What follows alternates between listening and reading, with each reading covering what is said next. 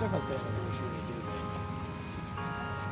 I happen to have the opportunity to come to visit my boyhood home, which you can see right behind you there. Grew up in that house. And right now serving as NATO commander in France. I had the opportunity now to come back, as you folks here are celebrating early the D-Day of June 6, 1944.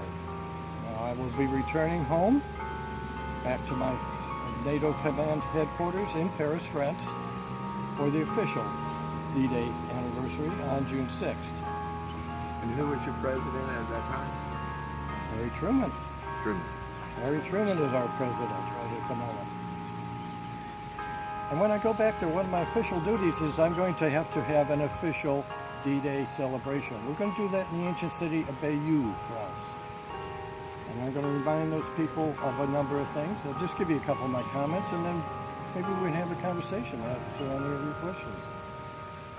I'm going to remind them that they saw the tragedy of World War II, and their towns bear a moot testimony to the tragic cost that must be paid to regain freedom once freedom's been lost. And then I'll remind them something I hope we all remember, is that freedom is not free. Freedom is not won and forever possessed. It must be re-earned in every generation.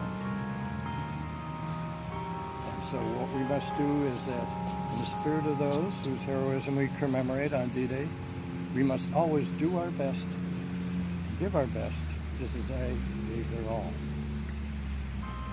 I cannot think of that day without thinking of the young man. I would go out before the invasion, meet with as many of the troops as I can, and I can't forget their faces. It was one of my best and my most favorite things to do was to take and meet with the troops and answer any questions for them. I always thought those going in harm's way have a right to meet those ordering them forward into battle. And that's what I'd like to do with you folks. I'd like to answer any questions you might have for me. We can have a conversation if you have any questions for me. They have lost their fathers due to war. He was stationed at Fort Riley. Fort Riley. Living right here in Abilene. Right. Do you have any questions for me? Do you want to ask him any questions? Any questions about the war?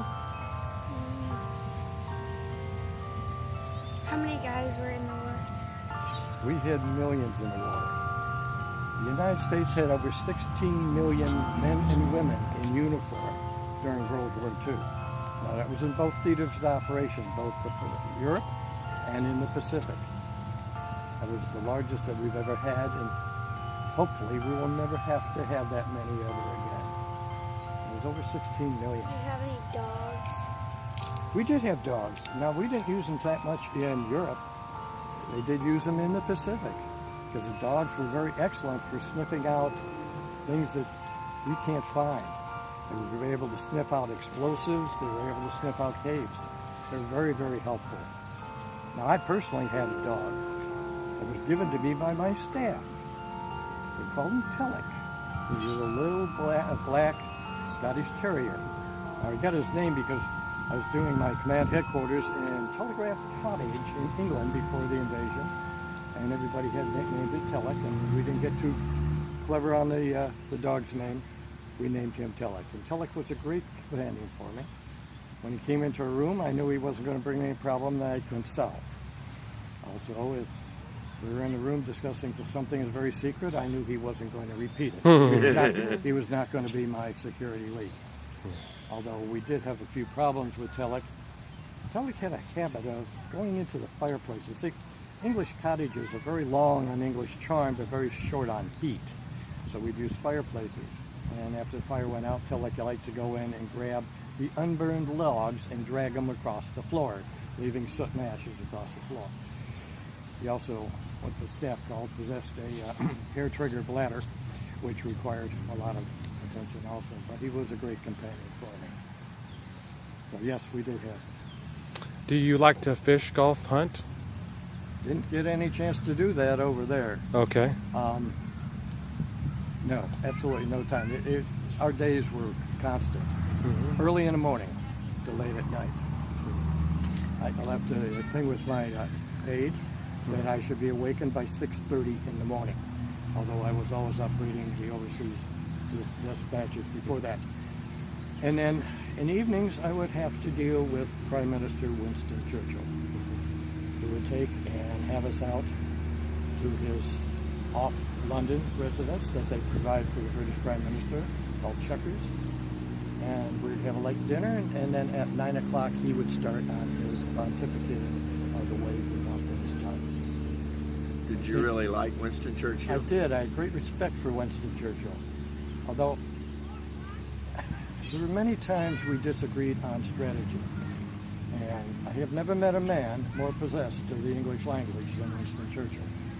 And so I had to figure out how many ways within English I could say no to him. But the problem with Churchill is that no was not a conclusion, it was a challenge. And we would argue back and forth on things, particularly the invasion of southern France. I've always felt, from my knowledge of learning things, that I highly respected him. You could not help. I would shudder to think how the English nation would have survived World War II if he was not at the helm. But my understanding is, I don't know what part of that she came in effect, but you had a secretary that took down everything for you.